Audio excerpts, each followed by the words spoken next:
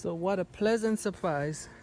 So if you look here, and I did not see these before, but here goes, and I'm not sure what they are. It looks like an orange. Well, we will know once they make it to maturity. So we have this one here, and at first I thought it was one. I thought it was one, but I discovered another one here at the far end. So there are a total of two that's on the tree. While this one doesn't seem winter hardy, there are certain plants that could tolerate the frost, but this that is usually shed its leaves. So I'll have to find a way to keep it under the ideal temperature. There are some grow lights, so I can have it on a grow light and ensure that the temperature is adequate to keep it going. So I added, when I realized that, I should have done that in advance, but I added some nutrients to the soil. This, I just made a little bit of amendment. It had a little bit of kelp and bone meal in it. So I just went ahead and did that to these other two plants here that are in pots. Now this seems to be bearing also. It's a lime tree. So it is, and I do have to treat it because there's one area where it's attacked, and so I'm going to use some baking soda to get rid of whatever that is on the plant. So here it is also.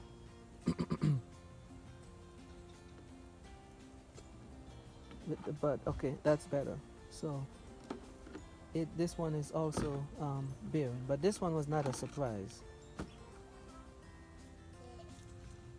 So that is Black Sooty Mold. It's not a plant disease, but it's a black powdery fungus that grows on the branches. You could the leaves or the fruits.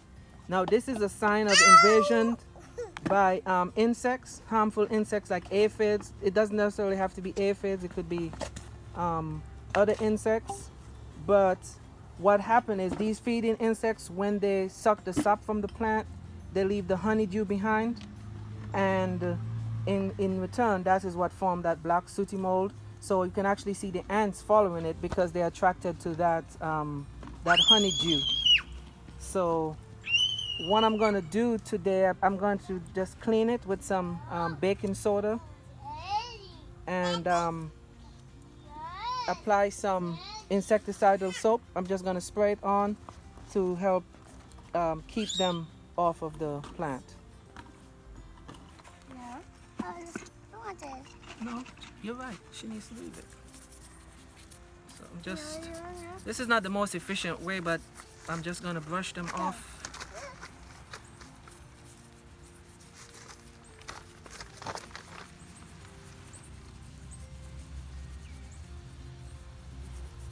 Because although it's not harmful, it can block the light, and you know, the photosynthesis to the leaves, and with the plant bearing, that could be an issue. So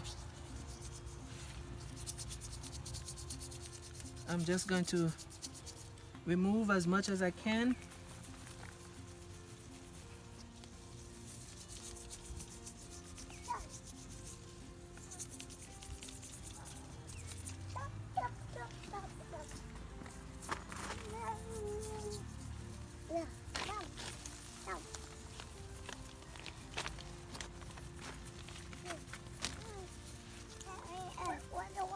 But if you want, you could, as I said, you could just spray the baking soda mixture or some fungicide, and then you could come back and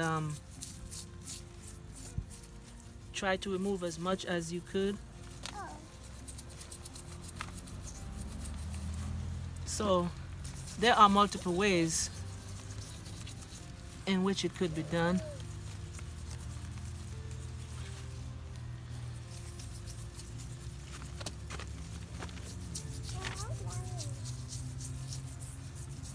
Okay.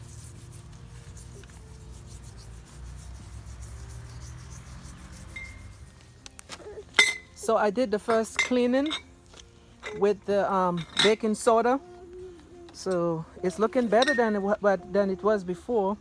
So I'll have to do two or three more applications, and then I'll have to keep spraying some insecticidal soap on it, and that will help to keep that pest off. I don't as possibly aphids. That will help to keep them off of the plant. So that is the key thing. And again, the important thing is remember that it does not harm the plant, but you know, with the leaves being blocked, it blocks the photosynthesis, and it could impede the growth of smaller plants. So this is one of the tree I actually have citrus tree. I have planted directly into the ground, and it's a grapefruit, but I know that this one will survive any low winter temperature because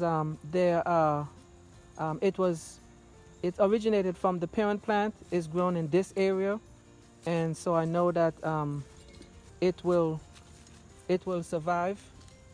So normally, yeah, I would take the chance if I know that it's from the local area, and it's something that other gardeners are growing around here.